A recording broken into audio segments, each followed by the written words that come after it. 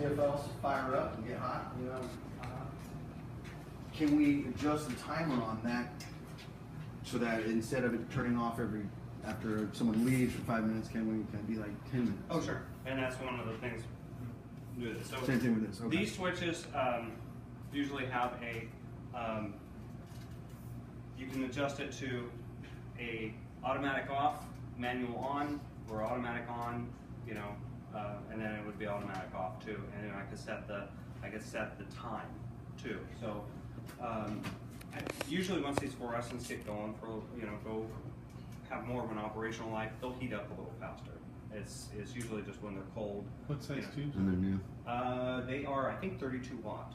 No, what size? What's F10, T10s? What? They're a compact fluorescent, 32 watt, 4-pin. Oh, I was thinking you were talking about Yeah, tubes. those sound new. No, they're not tubes. They're the same thing, except they're U-shaped. Mike, I think, is going to go get one. Oh yeah. So I can change this. I know what they look like. I can change this switch. Because you didn't want to pay for LEDs, probably. Because LEDs add another big cost. We're installing LEDs a lot of places, which are really not so really sold on LEDs. We hardly use that. That's a pantry, you know. We hardly go in there. But it's a significant cost between the compact fluorescents and LEDs. Yeah, still.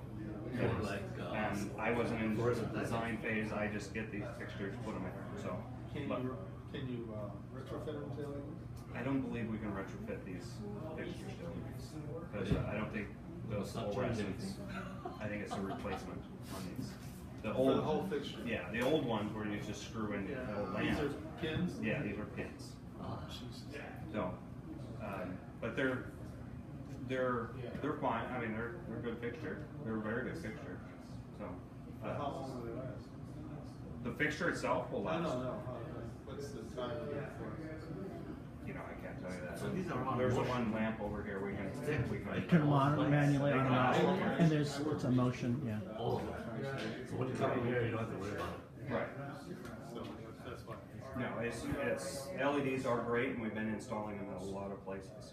Okay, So, Casey, where you want to? now you guys tell me. I'm assuming you probably want this just automatic on and automatic off, and set for 10-15 minute time. You could also make it manual, right? On and off. I can make it manual. It's set for manual. Yeah. Manual on, automatic off right now. So. And you can extend the time. I That can it's extend the time. So leave it the way it is, and we'll just extend the time. Right. And if you guys ever want to do it, there's just a plate in here that you pop. You have to get a screwdriver To extend the time, you mean? and then you can do it. But we'll set it up once, and then you guys really shouldn't have to touch it again. Okay. Okay. Yep. So, so as we go along, all the receptacles. So you've got all the 110 receptacles in the whole kitchen are all dedicated. So this is one circuit, and this is the only circuit that this circuit feeds. Okay, so this is the only place. So panel A is what it's labeled here, circuit 34. So I don't know if you guys all know where the panels are. So panel A is the one in the entryway in the closet. Okay, so that's where that is. So you go to panel A, circuit 34, and then there's a panel schedule in there that's also going to tell you that I printed out that tells you, beverage counter. What was that 220 in for? Is that for This hot is water? for Coffee brewer. coffee maker, hot water. Coffee brewer, yeah. Yeah, coffee brewer. We're gonna need that for rice. This is a 30 amp, 30 amp. 208 volt. Okay, so that's the only big receptacle in the kitchen. At the beverage counter. So every above counter receptacle is dedicated. So there's nothing else plugged. So if you blow low breaker on one, it's going to only blow this one. So now everything's also GFI.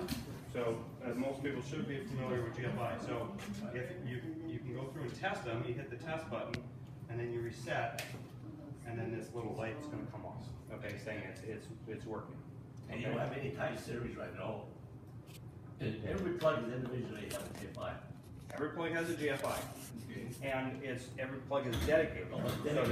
So there is no series. There is no series thing. Every plug is dedicated. Okay, now you say this one is tied together with that. This one here, right? Talking about that. Yeah. That one is And those are the only two on that circuit. So for your festival power, I'd plug into that one, but I wouldn't plug into Turn this on, right? the one on the end of the junction box or the one at the water heater. Let's leave that one alone.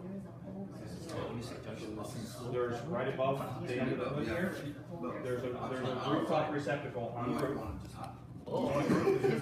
There is another one there, but that circuit also feeds that plug for a rooftop, for rooftop convenience outlet, for working on your equipment that you like would have to have. Also feeds the water heater and circulation pump.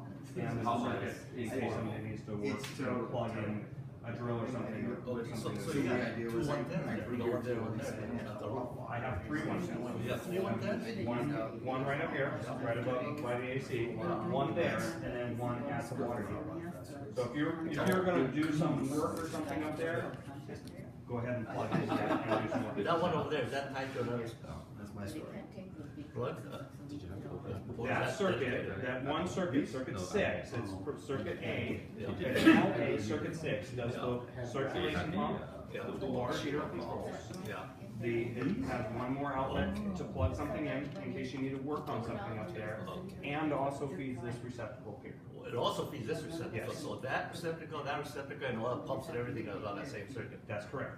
That's what I'm saying. For your festival power, I wouldn't start just plugging into that circuit. Tell Melvin I'm gonna blow it.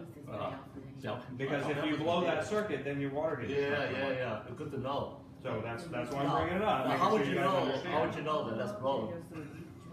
Probably when you don't get any hot water anymore. Okay, yeah, okay. That's fine, that's not an emergency. So yeah, you can put a note on it, you know, Yeah.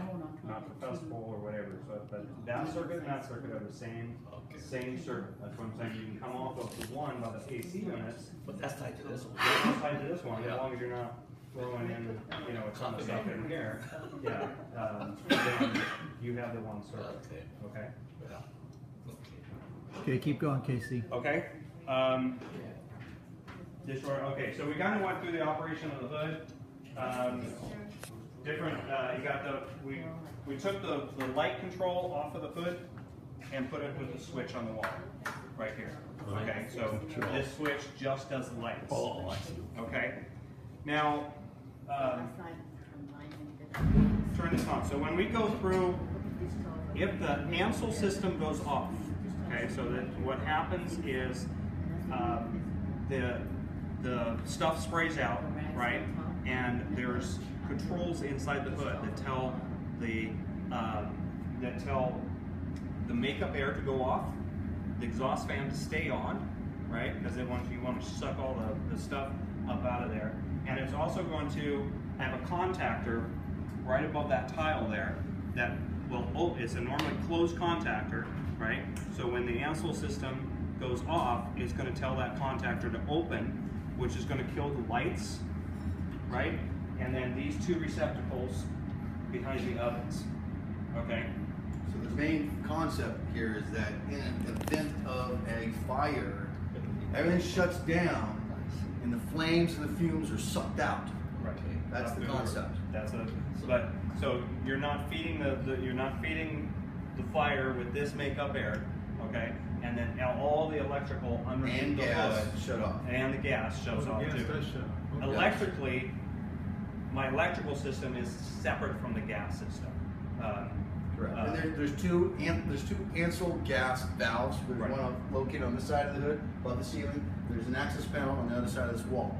Those No, it's just for your informational only, because if that ever does get tripped, it's going to be a big deal, and a service technician from AAA Fire, Ansel's, would have to come out here and reset that, put more fluid inside the bottles, so on and so forth, right? So nothing for you guys to service, just to be aware of. Are the bottles behind that? Door? Inside this, the hood stops here, right? And this is your control cabinet right here. Yeah.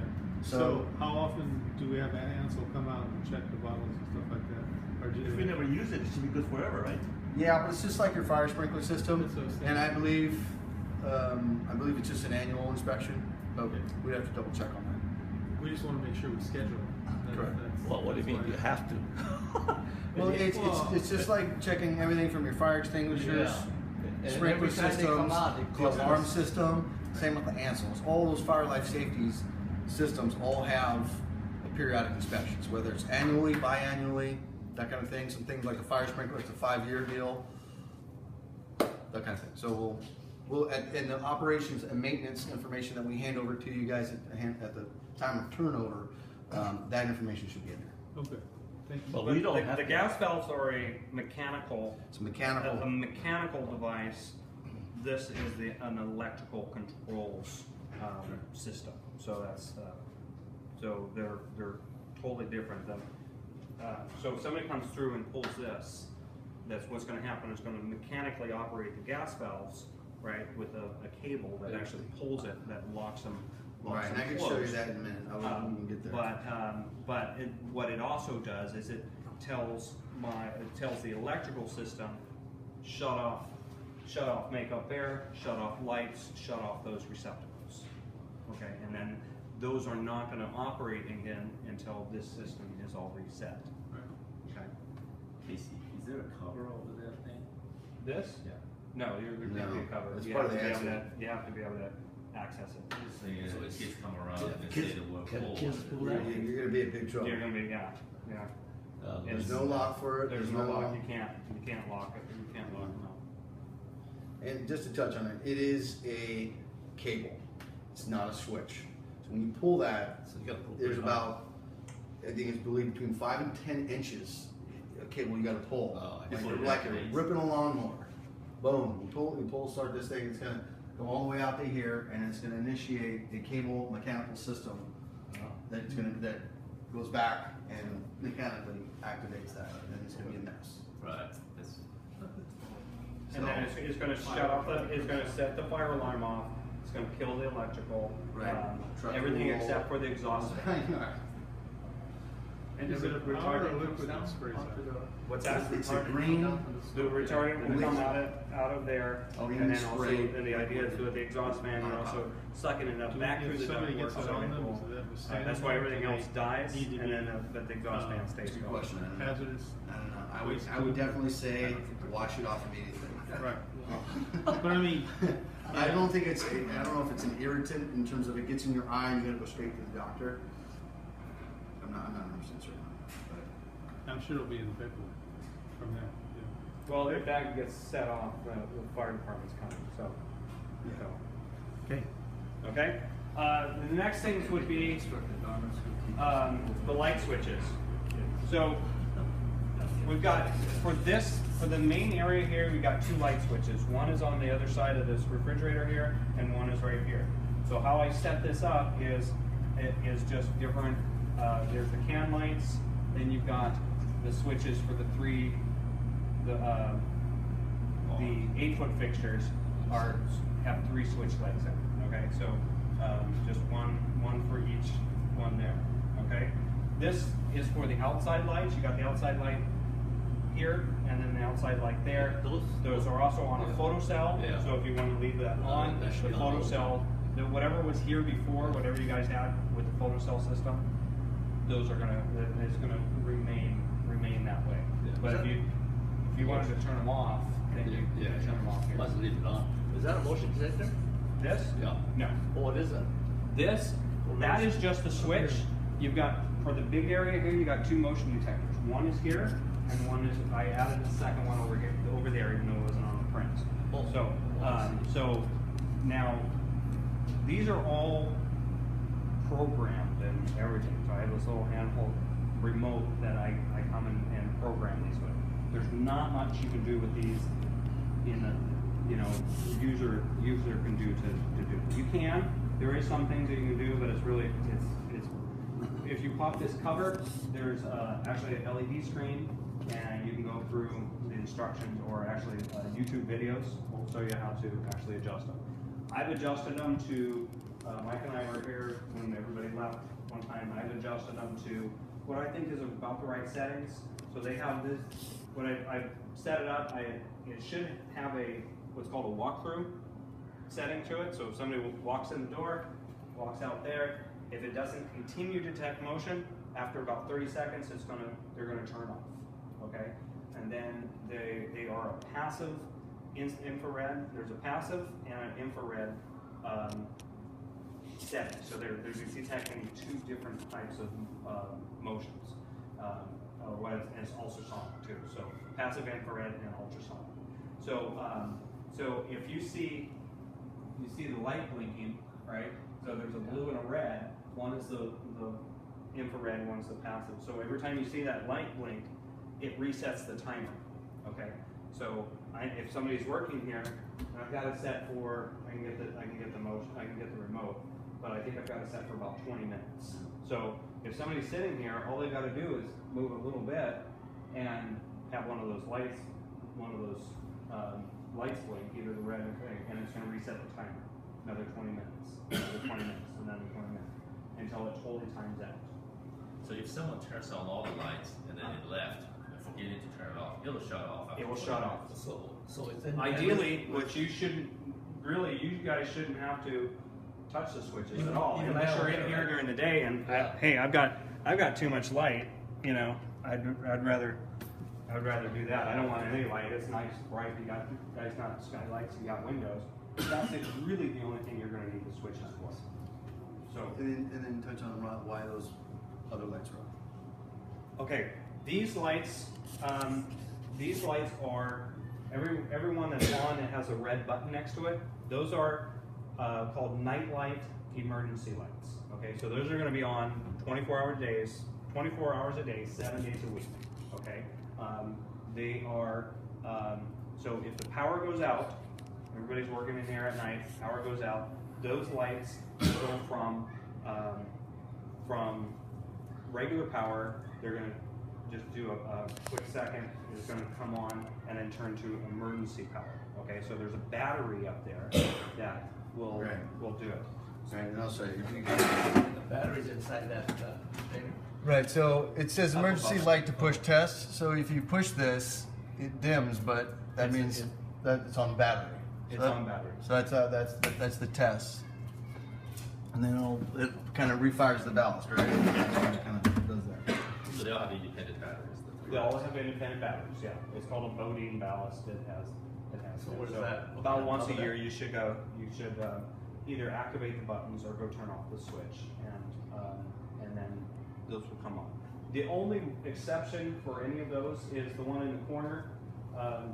That one I hooked up. It's not a night light, but it is still a Bodine ballast. So I can turn off the switch, that will go out. But if the power goes out, it will go on. Okay, so I have the option. I could switch all of these to do that, but you know that's what the print said is to keep them on 24/7 as night lights. So if somebody walks in the door, in case the motion doesn't come on or something, you still have lights to walk through the area with. Okay. So that covers there. And then if you find that the adjustments are not what you want for time or sensitivity, now that there's more kitchen equipment in here and then the motions are going on and staying on, you're gonna just give me a call and I'll come back and we'll work on redoing the adjustments. Mike and I worked on them pretty good, so you walk through that door, they come on. You walk through that door, they come on. You walk through this door, they come on. So for this area, this is a separate area, and I have it, the switch, this is the only switch for this area is right here. So I have 3 switch legs, okay, and then it's the same thing. So, and one motion detector that's right there, okay? So now when you set these are also sensitive with air conditioning systems and all that. So where I set them, I try to set them at least 6 feet away from the registers and all that. So it's a critical where I set those. So as air conditioning systems and stuff come on, they don't tell the lights to come on. So because you only want it when it's occupied by people, not just every time the air conditioning comes on. So the air curtains. I got the tape right now. So we've got a couple of tape here, but this is a 110 volt control switch here. So every time the door opens, this will come on. Okay, and there's no, you know, that's, I guess it's a new health code. Yeah, the purpose for the air curtains is that it washes the air down and out to keep bugs from coming in if the doors are open when you walk it through, or if you just leave them open full time and everyone's cooking. So it really is more of a health thing. But I know that it could be posed sometimes, you know, of not really a problem, but more of a nuisance. There is a switch, just like we've been saying, Casey's been saying, it means disconnect. Right above the panel here, there's a toggle switch that you can turn it on and off. Okay, technically, it's just a service. It's a service toggle switch. It's not meant to turn it off and ignore it. So if the health department comes by, you guys are operating the kitchen and the door's open and the thing's not going, it's like, oh, we just turned off the switch. We want to use it. You guys will, you know, probably get a health code violation. So Keep it operating. I know during your